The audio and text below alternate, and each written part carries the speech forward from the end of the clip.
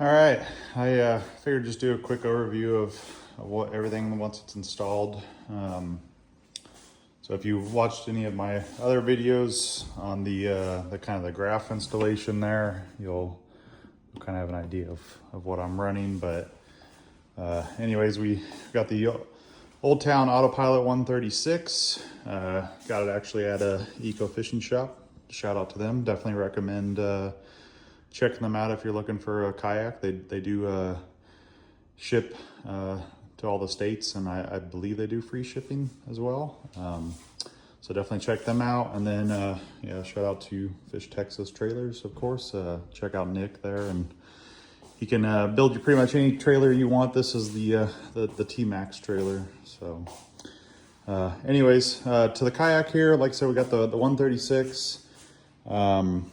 I'm running two graphs here. It's very similar to Casey Reed, his setup. I stole the same idea from him. For that, I did make a custom, I don't know if you can really see that there, a custom bracket here for the lower mount, just so it's set flush on the track. That was made out of marine grade plastic, 1/2 inch, I believe. I'll have all the parts and the pieces that I used to piece this together. I'll have that up on the description there. And then yeah, then it goes to 93 SV. Then the second one here, it's using some Ram parts, 1.5 inch Ram parts. I'll link that all up too. And then for the lower graph here, we have the power cable, the transducer cable. It all runs back to here, just using the built-in Old Town through-hole wiring kit. And then for the second graph here, we got our Ethernet cable. Runs to our GLS 10 box for the Garmin, and then we got a power cable. For that, I actually drilled another hole here. Just used a Yak Gadget through-hole wiring kit. I did the same on that side just to match. But I don't have any use for that right now. Then we go back here, we have the Sniper Marine Livescope pole, using the LVS 34 transducer, I believe. And then we got the Minn Kota puck here. Careful when you install this. I was very close to not being able to open mine up all the way. It just rubs just a little bit. So yeah, be careful with that. Then I'm using the black pack from Yak Attack. It's a 16 inch by 16 inch, I believe. I got 3 rod holders on each side, and then I got 2 in the back here. Inside here is just, actually I carry both my graphs in here. And then I have various Plano edge tackle boxes. My flag's also down there. I don't even remember the name of these. I don't know if it's on here. Oh yeah, it is. It's right there, lure lock. These I use for all of my treble hook baits. They got like this little rubber or sticky stuff on the bottom here. Kind of helps keep them from getting tangled up too much. Anyways, I'll throw that all back.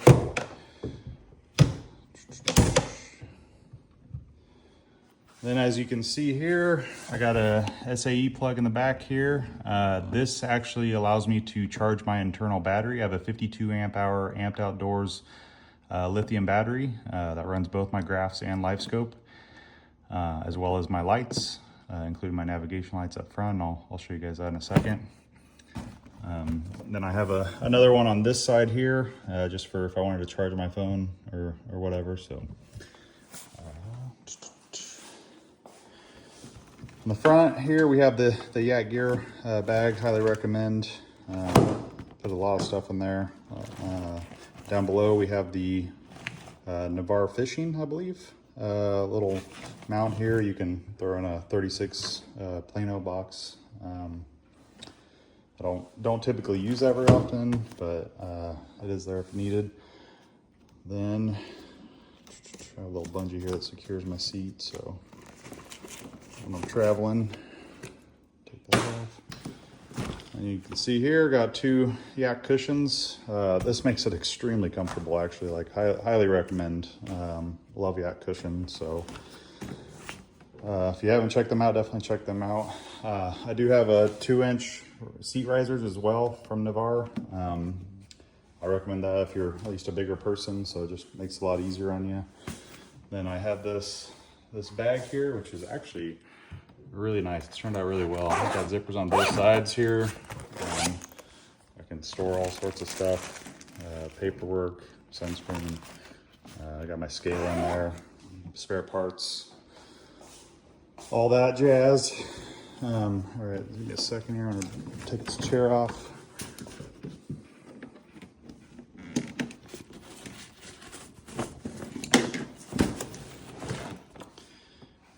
Underneath here, I got a 160 amp hour amped outdoors lithium battery as well, Bluetooth built in, so I like monitor that. And then, like I said, if you watch my install videos for the electronics and whatnot, you'll see that I have the Livescope set up here. This is the extension cable that goes down inside to the black box. And I'm of course running the Yak Power stuff as well. So just a quick view of what that looks like here. So there's the Garmin GLS 10. Off over to the side here, you can't really see it, but up there is the 52 amp hour battery. And then over here, you can see the Yak Power box there. So that is how that all gets put together. Go ahead and turn on some of these lights here. We've got midship, which turns on all of our blue lights. Got blue lights up front here. We got our nav lights. Check those out in the front, both sides. And then the way I have mine set up is I got 1 is for both my graphs, turns on both graphs, and then 2 is Livescope. 3 I don't use. S is for charging my phone from the SAE plug over here, and then B I don't use. So nice thing about this is it saves the previous setup. So like if you just, if you had all this stuff turned on, you turn it off, and then say you're back on the water again, you turn it back on, and all comes back on. So anyways, that's that. As far as the Livescope setup here, we got the Sniper Marine, all aluminum pole. Highly recommend, absolutely love it. I've had 3 other Livescope poles, or 2 other Livescope poles, and this one is by far the best, and wish I would have just paid the extra money up front to get it. So, and then the way it's mounted here is we got a Ketch rod tube delete plate, and then we have the holster, the T-Track holster mount from Sniper Marine. And what I ended up actually doing is I ended up drilling 2 holes into the Yak or the Ketch rod tube delete plate, and then I mounted that into, or put some bolts in it and nuts and mounted it directly to that, so that there's no T-Track there anymore. It's 100% flush, so it doesn't go anywhere. It's rock solid. So the only thing I would say about that with the T-Track mount was well, 1, I didn't want to have it way up there. That was too far for me. And 2 was I was having to put Loctite onto the bolts a little more often than I wanted to. I think it's just from driving. So yeah, I think that's most of it. Nothing too crazy. For the front hatch, I don't really have anything to show off. It's pretty basic. I have a carabiner that goes to my rope here, and I'll unclip that, clip it onto here, and push my kayak off into the water. Yep. Anyways, this should be a decent overview. If you have any questions, or if there's something that you see that I missed out or missed going over, let me know, and I'll try to give you some info on it. So anyways, thanks for watching.